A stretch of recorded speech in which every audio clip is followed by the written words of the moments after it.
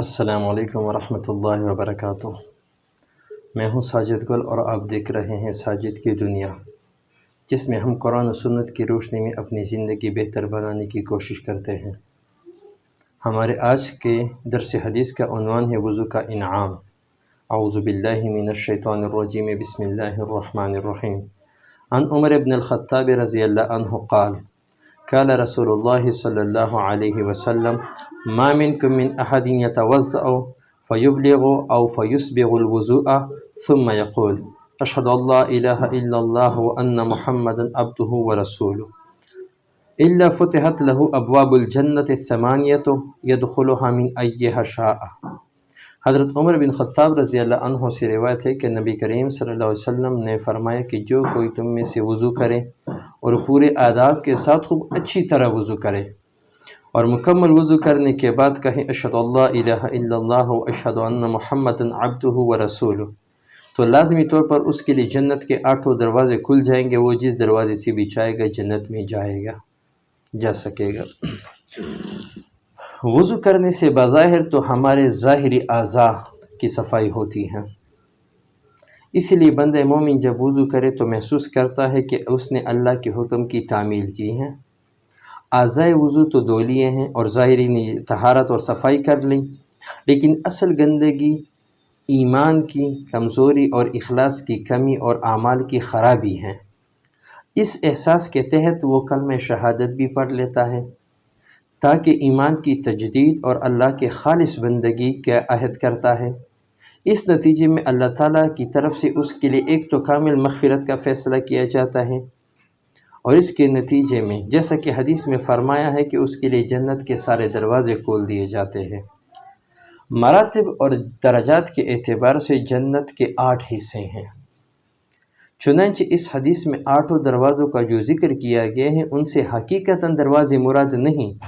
بلکہ ان 8 حصوں کو ایک ہی اعتبار کیا گیا ہے، ایک ہی دروازے سے اعتبار کیا گیا ہے، گویا ایک کو بھی بہشت کہتے ہیں، اس حساب سے ہشت بہشت بولتے ہیں۔ اسی حدیث کی ترمذی کی روایت میں اس کلمہ شہادت کے بعد اللہم اجعلنی من التوابین وجعلنی من المتطہرین کا بھی اضافہ ہے۔ حضرت ابو ہریرہ رضی اللہ تعالیٰ عنہ سے روایت ہے کہ نبی کریم صلی اللہ علیہ وسلم نے فرمایا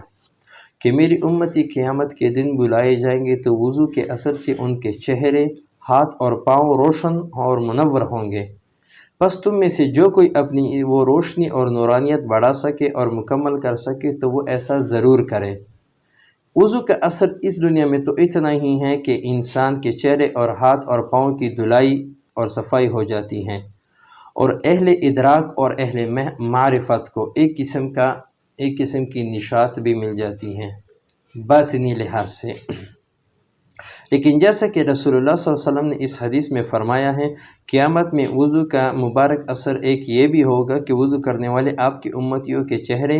ہاتھ اور پاؤں روشن اور تاباں ہوں گے، اور یہ ان کا امتیازی نشان بھی ہوگا۔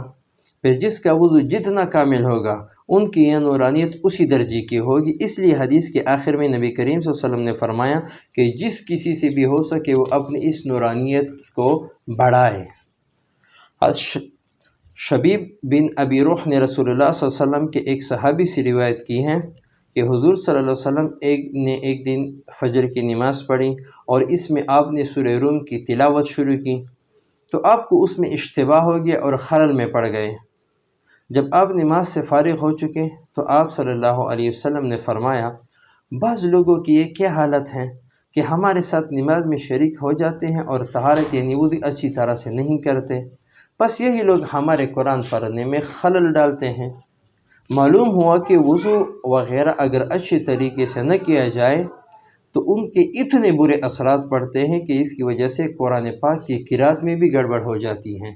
اور جب رسول اللہ صلی اللہ علیہ وسلم کا قلب مبارک دوسرے لوگوں کی اس طرح کی کوتاہیوں سے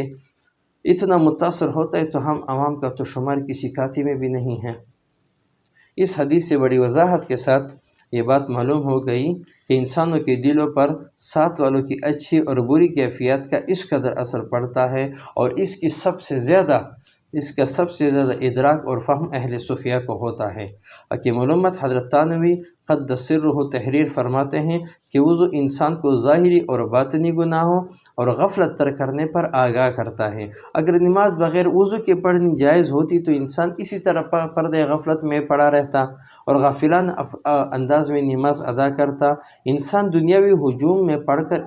نشیل آدمی کی طرح ہو جاتا ہے، لہٰذا اس غفلت اور نشے کو اتارنے کے لیے وضو مقرر ہوا تاکہ انسان باخبر رہیں، اور حضور صلی اللہ علیہ وسلم نے فرمایا کہ تاکہ وہ آگے خدا کے جب کھڑا ہو تو پورے قلب کے ساتھ، حضور قلب کے ساتھ کھڑا رہے، تاکہ اس کے عبادت میں ایک طرح سے اس کو لذت بھی ملے اور اس کی وہ عبادت شرف قبولیت کو بھی پہنچے۔